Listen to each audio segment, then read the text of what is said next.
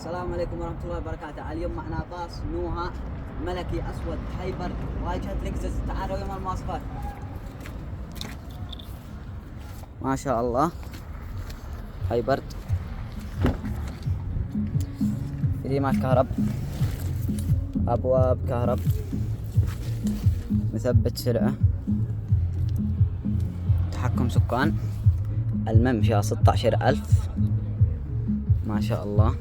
شاشات 3 شاشات فيه، شاشة اندرويد وثنتين خلف طبعا، كراسي حامي وبارد، شاحن لاسلكي، تروح التلفون هاني يشحن على طول ما شاء الله. شوف كتب الوكالة فيه كامل، ريموت تبع الشاشات اللي ورا بلاي ستيشن ما شاء الله.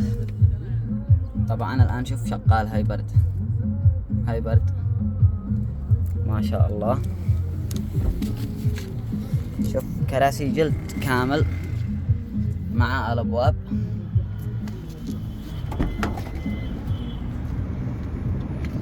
هذه الداخلية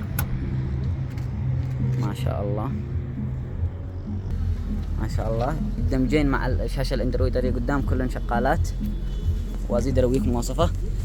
هذا يشتغل بلاي ستيشن، يعني شوف حتى السيدي داخل، سيدي العاب يدخل هانه ويشغل هانه ويلعب بلاي ستيشن من هانه ما شاء الله. كله غمارة جلد كامل، معك مكيف مركزي وسماعات فوق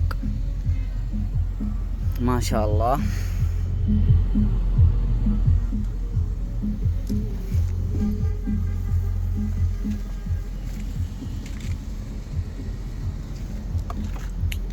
ستاير وكالة يجي طبعا.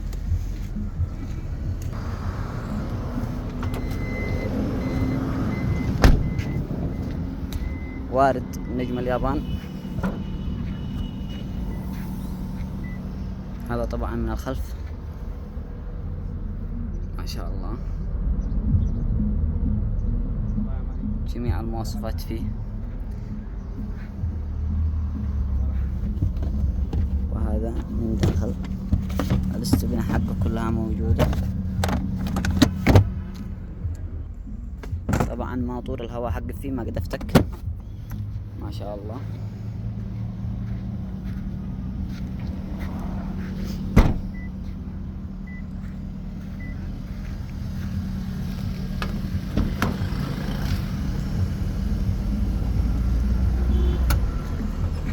حجاب ربي.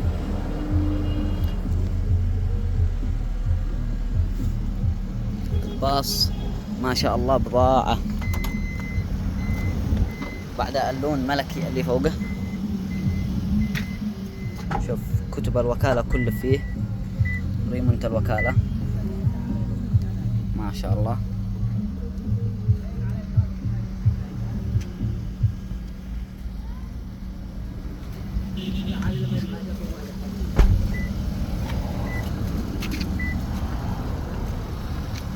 واجهة لكزس فوقه ما شاء الله. الموقع صنعاء، شارع خولان قبل جورة الحديلي، معرض نجم اليابان لتجارة السيارات.